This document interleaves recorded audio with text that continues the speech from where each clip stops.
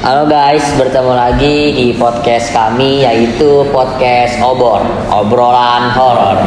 Langsung saja kita sambut narasumber kita yang sudah hadir di sini bernama Rahmat Gunawan.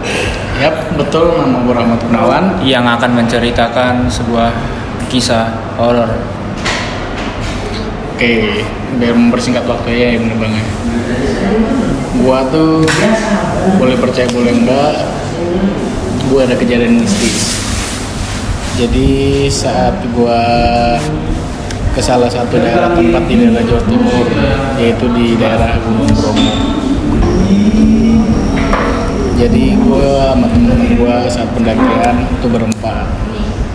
Itu modal nekat doang.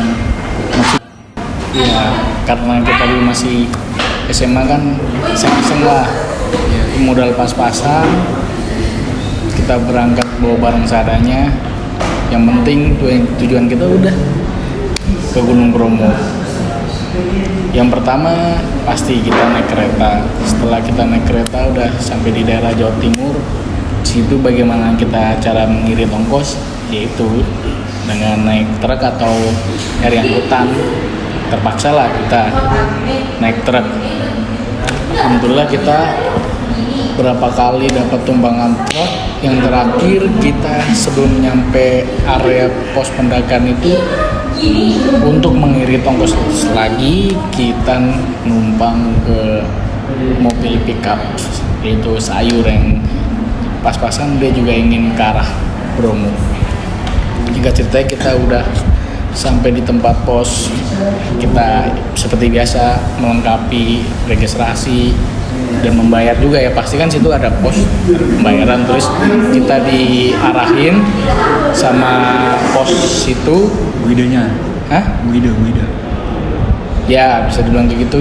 Kita diarahin untuk apa hal-hal yang nggak boleh di situ, seperti ya kebersihan, sampah nggak boleh dibuang, terus nggak boleh berucap yang kotor. Udah dong, kita udah makin semangat banget tuh.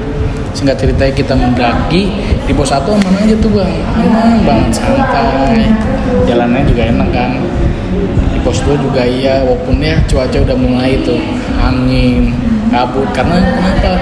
Kita datang ke sono pas-pasan jam 1 siang, ketika kita sudah mau di area pos 2 itu udah mulai sore. Nah disinilah udah mulai kejanggalan.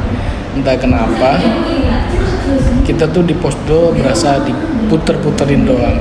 Tapi alhamdulillah kan kita masih berpikir positif dong, masih benar-benar ceria, masih banget berambisi ingin sampai ke puncak. Kita percepat di pos 3 kita kira gelar makanan, gelar tenda ya. Tapi nggak semuanya kita gelar, cuma tenda buat sementara doang, buat masak-masak doang. Selanjutnya habis kita makan-makan, kita tetap dong ingat yang peraturan jaga buang sampah, kita ambil lagi.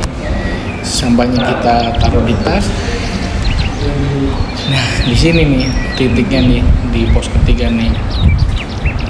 Di situ udah mulai banyak hal-hal janggal.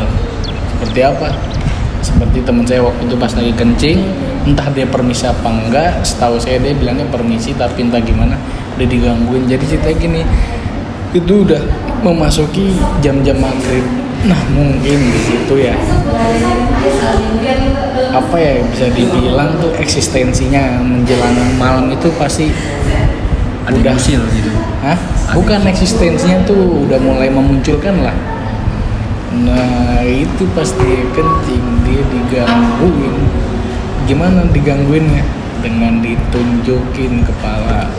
Entah itu kepalanya gimana, tapi dia bilang hanya kepala yang matanya busuk dan hitam gitu. Tapi dia nggak cerita di situ untungnya. Jadi kita kan nggak tahu, dia cuma entah kenapa dia kencing buru-buru gitu. Setelah kita di pos 4, disinilah titiknya masuk jam 7 malam itu bener-bener di situ. Karena kenapa? Kita lagi masak-masak pun entah kenapa itu gas nggak mau nyala. Kalau ada dua-duanya nggak mau nyala. Kalau satu mungkin yang satu rusak. Gasnya baru, semuanya baru. Kita bawa peralatan lengkap, cuman kita minusnya di uang dana doang, itu doang. Sepatu safety aman, itu doang. Dua-duanya terpaksa kita cuma makan snack-snack doang yang biasa. Nah, di malam yang jam ke-9 ini nih, puncak-puncaknya nih. Kita sedang saat istirahat di situ, kita kan kelaparan, kita makan cemilan doang ya, seperti roti, cemilan buat mengganjal doang. Gua nih yang pertama nih, entah gua atau temen gua, tapi gua juga ngerasa saat kita tidur, kita pun tidur juga dalam keadaan tidur ayam gitu, nggak tidur pulas. Itu gua ngerasa kayak ada yang jalan-jalan. Tahu kan kalau bunyi daun-daun kering diinjak? Iya. Hah, kira gue doang yang dengar, nggak tahu temen gue juga iya. Semuanya.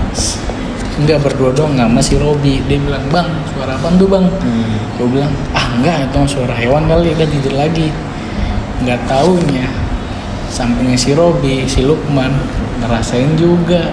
Dia bilang rasanya kayak ditindih. Tahu kan bang, ditindih bang? Tahu.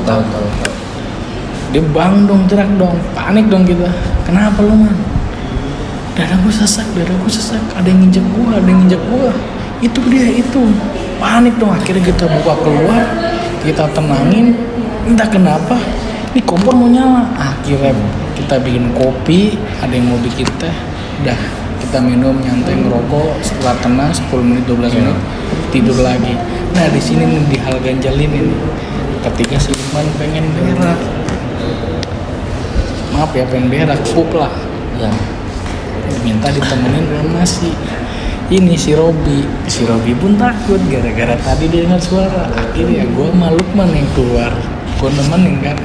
Entah gimana ceritanya, gue ada 10 menit 11 menit nungguin, man udah belum, tapi lama-lama suara Lukman menjauh. Gue panik dong, gue nyalain senter, gue cari, kok nggak ada di sini, perasaan di daerah ini dia beraknya.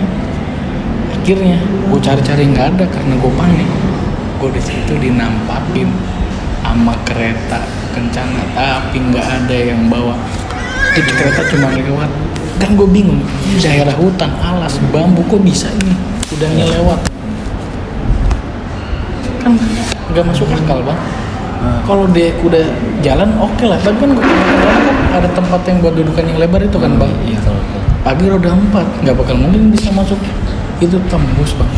Mustahil juga itu kereta apa tadi? Kereta kencana. Kereta kencana ada di gunung. Nah, setelah gue balik, gue panik, gue lari. Nggak taunya si Lukmannya nggak ketemu juga, Hilang. entah nggak tahu gimana ceritanya. Gue balik, gue bongkar tenda, nggak tahu. Si Robi juga bilang, iya bang, gue tadi denger kereta kencana. Padahal gue nggak bilang, gue juga bilang nggak tahu. Gue masuk ke dada tuh cuma buka. Ya. Dia nanya, ada apa bang? Gue nggak tahu. Si Robi bilang, gue denger bang, gue tahu ada kereta kencana, gue denger. Akhirnya gue berempat kan, nggak tahu nih kenapa si Arif tidurnya nyenyak banget, kayak nggak ada gangguan. Iya. Akhirnya gue bongkar tenda, karena gue panik, gue turun. Nah disitulah gue nyeselnya sampai detik ini. Maaf lah, si Lukman nggak ketemu. Sampai sekarang ini. Iya. Gue padahal cuman beda 5 meter dari tempat dia berak. Itu kita ke bawah, turunnya cepet banget, nggak ada 2 jam. Lari pontang-panting, yang penting pada turun semua. Gue sedih kenapa gue waktu itu nggak mau nyari lagi, kenapa waktu itu gue panik pada turun semua, Malah kabur. nah karena gue udah hawa di situ panas, gue nggak kuat sama gangguan.